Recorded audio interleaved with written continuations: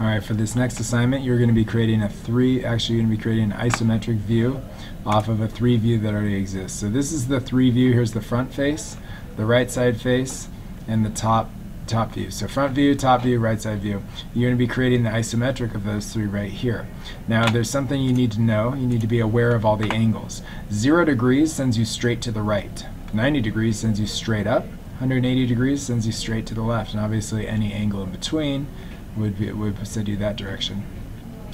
When you're going down, you could do all the way over to 270 degrees, or you could say negative 90 degrees. Negative 90 degrees is the same thing as 270. So you can either use a negative number for it to go along this clockwise, or you can do a positive number for it to go around here counterclockwise. So 180 and negative 180 are the same exact place, same exact direction. So when we go to actually create this part, I'm going to start with a line, and I'm going to pick a point. I'll just go ahead and start it right here. From there, I'm going to create this shape. Now, I want it to go straight up 1.5 inches, so I'm going to come down here to where it says distance and angle, and I'm going to say 1.5, and I want that to go up 90. I'm going to hit enter. Then I want it to come back 2 inches. I want it to come down here somewhere, and I want it to be 30 degrees, but if I lock on a point, it won't be exactly right. So I'm going to say 2, and I'm going to say negative 30 degrees, and there it is. And then I want it to go down 1.5 at negative 90 degrees. And so it looks something like that. Now my isometric got a little close to my right view, so hopefully yours doesn't.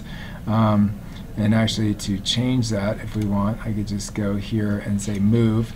Let's select that guy, and I'm going to right click. I'm going to say let's move him up 2 places. But actually, that's probably too much. So let's say let's move him back down 1 and right click. Alright, I'm going to go to line, and I'm going to say I want to start from snap to the end of this line, and I'm going to go ahead and snap to the end of this line, and then I'm going to come up here. So I want to go 2 inches at 30 degrees, and then I want to go straight up 2 inches. So I'm going to say 2 inches at 90 degrees, and then I'm going to come back 1 inch at negative 150 degrees, and down 1/2 inch at negative 90 degrees, and 1 inch at negative 150 degrees. Okay, and that puts me into a corner, so I'm going to go ahead and right click, and then I'm going to continue doing this. I'm going to go back to line, and this is not a point right here. It looks close to that point, but it's not. So I'm going to make sure, I'm going to go to snap to intersection and say from this line to this line, so it gives me that intersection. I want it to come back here somewhere. So I'm going to say I want it to come 2 inches at 150 degrees, and we'll say 1 inch at negative 150 degrees. Oops, put them on the same line there. 1 inch, negative 150 degrees. And I want it to connect back over to this point, so now I'm just going to say snap to intersection there and there. I'm going to go ahead and end that.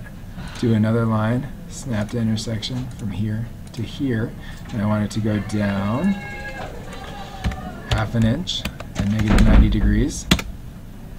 And then we're just going to say snap to intersection there, there, right click, line, snap to intersection there, there, and snap to intersection one more time there to there, and I can right click and I can say voila, look at my isometric view, which is offset from the horizon at 30 degrees, and it looks amazing, and it represents this front view, this top view, and the right side view, and that is the finished product. Go ahead and screenshot that and submit it through Schoology or add it to your Google Doc.